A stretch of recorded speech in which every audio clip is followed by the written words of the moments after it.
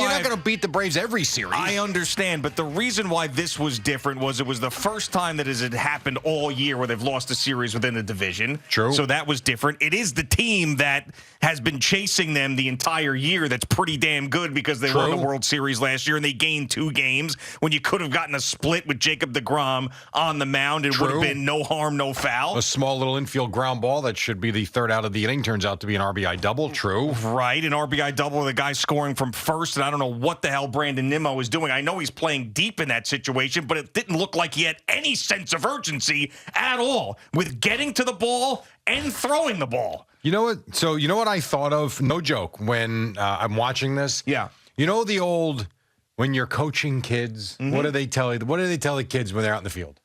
Think about where you're going to go with the ball if it's hit to you. Yeah. Here's why that's the biggest load of crap for any coach that's coming up.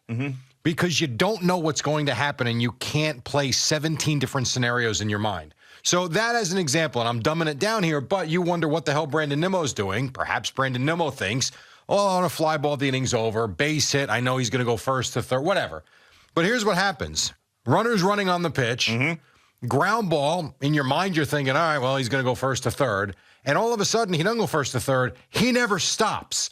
So I'm sure that scenario was never played out in his head that on a little ground ball that routinely should be a second to first ground out, or if the shortstop with the shift grabs it, I mean, it's barely hit.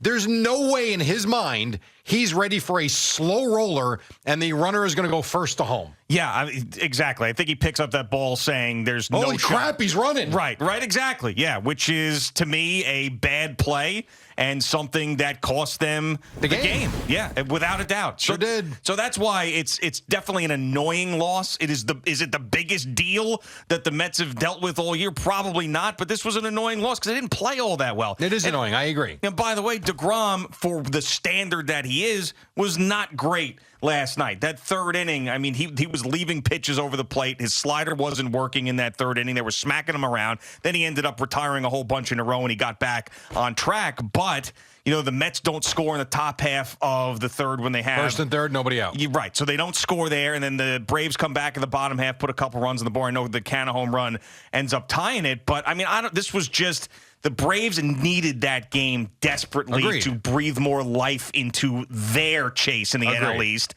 And I felt like the Mets gave them that opportunity. That's why this was a bigger deal. They did, but the Braves took it from them. I mean, like they took I it from in the first 2 games. Yeah, no, but I mean, that aggressive base running, that kid Grissom, I mean, was flying. Yeah. To me, that was an aggressive, we're going to win this game. Now, you can say the Mets gave it to him, I suppose, and yes, Nimmo might have been sleeping a little bit. I don't know. I'd have to see an overhead shot to see how he really came in on the ball and how far back he was.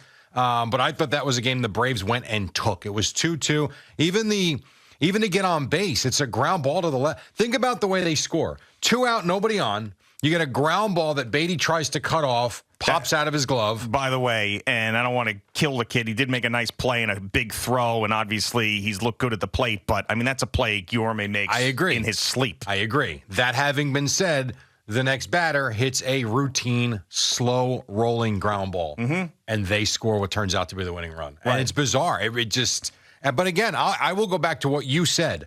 First and third, nobody out. You've got to push at least one runner. You have to.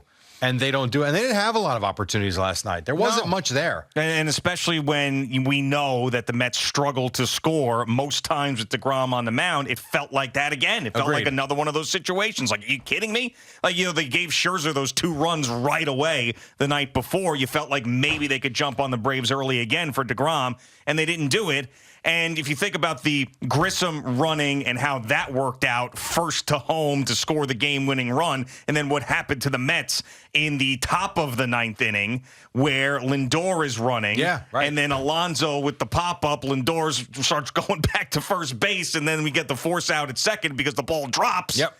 I mean, I can't blame anybody on that. No, it's baseball, Susan. Yeah. That happens. Right. But I understand the point. I get it. The Braves, they've, 9 of 10 they've won now because it was an 8-game winning streak. Right. It's 8 games, so 9 of 10, 11, whatever it is, 10 of 11. They've had one of these runs again. The Mets have a weekend with the Phillies now. Go win some games. You know, the whole thing about, And I know they're a little banged up. Maybe the Walker news wasn't as bad as we first thought. So, yes, they're a little banged up. I get it. But I will tell you, then you're right, that play at third base, perhaps Guillorme makes it. You're probably right. The kid's bat seems like is going to be live. So as much as he's here and in the lineup, whether he was ready, he's not ready, offensively, he looks ready. So I don't get the sense that losing Guillorme offensively is that much of a killer. The defense, I do agree with. They still have everything in front of them. And it's not like they've played terrible baseball. Last night, there were a couple of examples. I agree with you. But it's not like balls are going through there. This isn't the Angels and the mess they've become. It's not even... I know Keith approved. It's not the way the Phillies have played most of the year. That was just a couple of unfortunate plays they probably could have made. Not great. The thing that's different about this team for me, I'll come back to what I think even you've said in the past this season, is the manager's not going to let it unravel. And you go win a couple of games this weekend, you're fine. I think that we've become spoiled watching this team, too, because they always bounce back. They always win that game last night, this year. So you become used to it, and I thought DeGrom on the mound, there's no way that they're losing it. They're getting a split. I don't think that. Here's what I think. They're getting a split Here's what I think when DeGrom's on the mound. Going to be a tight game.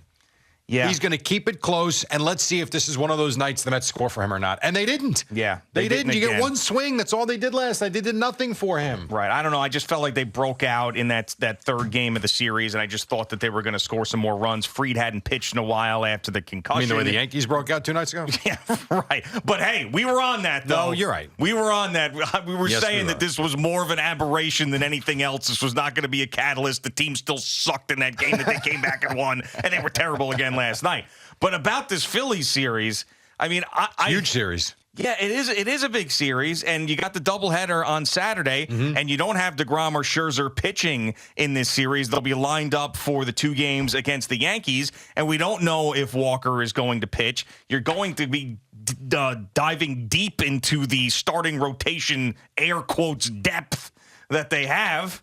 Yeah. And, this is going to be interesting, especially with a Phillies team that's been hot in their building. So they better hit this weekend. Like, there is no excuse for the offense to go in a hole because they're going to need them. Well, you're going to need to win some games this weekend. You've got Atlanta playing Houston this weekend. Yeah. Listen, if the Mets end up losing 3 games this weekend and the Braves sweep the Astros, you got a real problem on your hands. Yes. I mean, the Astros fresh off scoring 21 runs yesterday. Right. This team has been outstanding all year long. There's no need to panic just yet. I mean, even Chipper Jones was on the other day with us, and he was talking about the Mets record in the NL East. He's like, it's unheard of what they're doing. So at some point, they're not going to win every series inside the division. This one, they could have split. They didn't. You move on. Yeah, you do move on. I'm just a little bit nervous about going into Philadelphia with basically the underbelly of your starting rotation.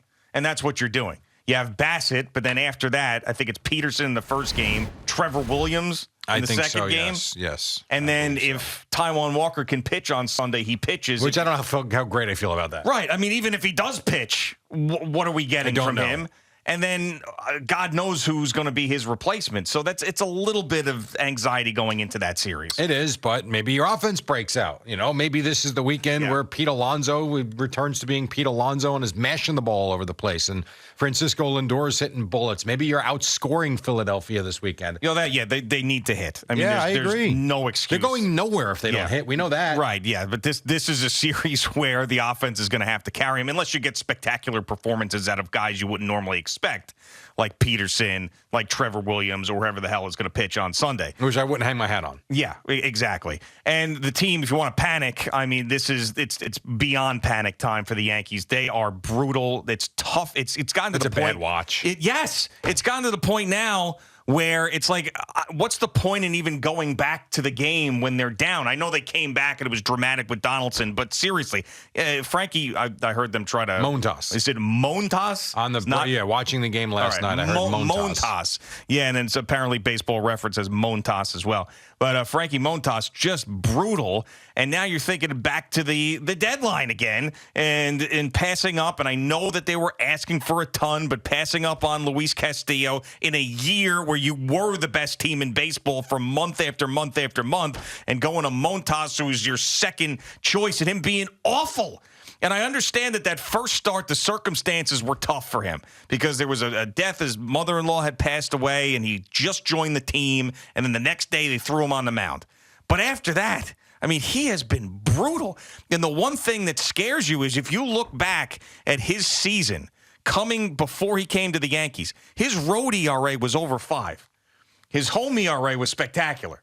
So, and we all know how big of a canyon that ballpark is out in Oakland. Mm-hmm. So, is this another Brian Cashman whiff at the trade deadline or bringing in a pitcher that hasn't worked out? I mean, last night was embarrassing for them. Embarrassing. I agree. They had, I go to Yes before the game, maybe like 6:55 or so, whatever. Me and my son put the game on.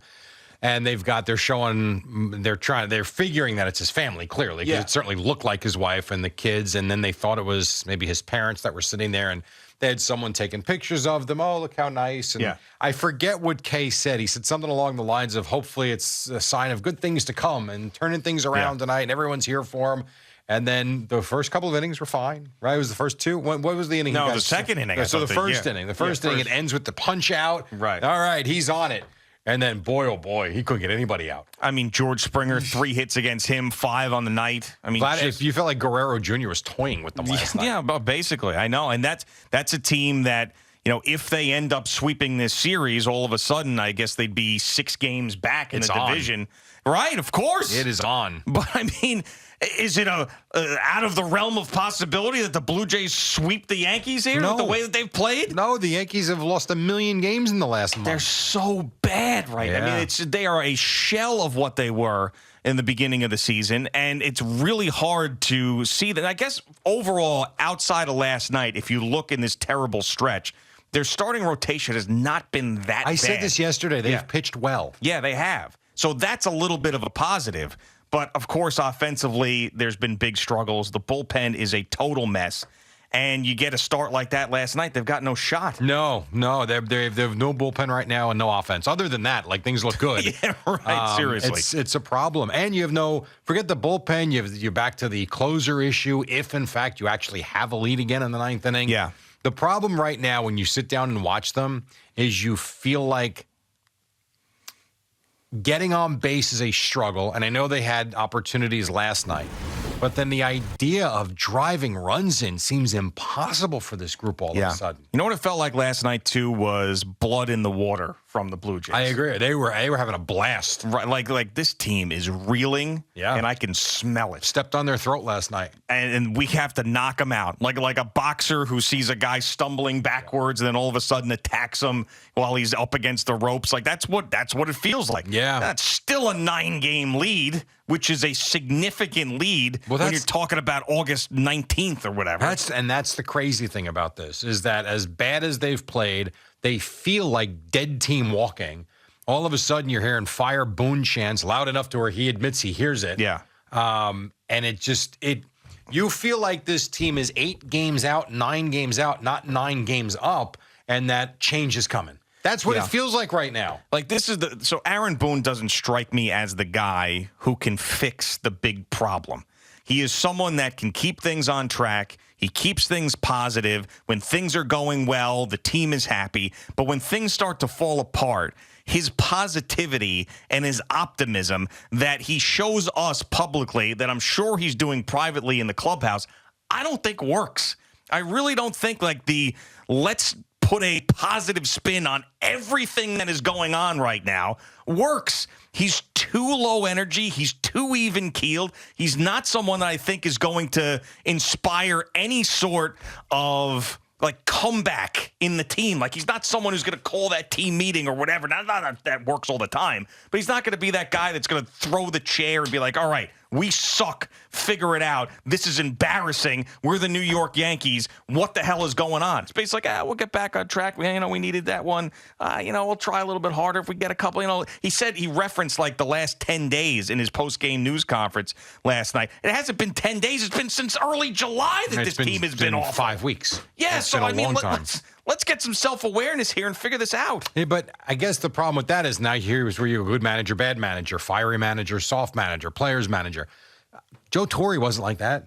And, and they went through stretches. Then they went through a lot. There were years there where we thought that George was going to fire him. Yeah, you're right. But I do think that, don't you feel like Joe Torre, being the old school guy that he was, that when things were going in the wrong direction, that in his own way, he made it clear that it was unacceptable? The way I always looked and viewed Joe Torre, and I was never in that clubhouse, but from talking to Sweeney and talking to other guys, I always got the sense Torre had a very personable approach, one-on-one with the stars, and was able to pull their strings the right way. Yeah. And manage them as people to get the best out of them, as opposed to this guy that's going to throw chairs and scream and yell. And he kind of had a different way of managing. That's how I always took that.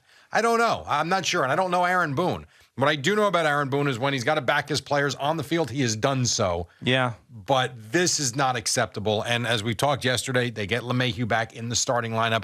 As bad as it is, and they're banged up, we know this. You still have LeMahieu, Judge, Rizzo, Donaldson, Benintendi. I know they're, in some cases, a little bit older. You got to do better than this. You can't be putting up a run a game. Right. Well, Judge is in the worst stretch of the season. Benintendi has been awful since he's gotten here. Rizzo is in his worst stretch of the year. I mean, he's low 200s now with batting average. Yeah. So, I mean, and LeMahieu really hasn't been the same player since his first year as a Yankee. So, I mean, it sounds great.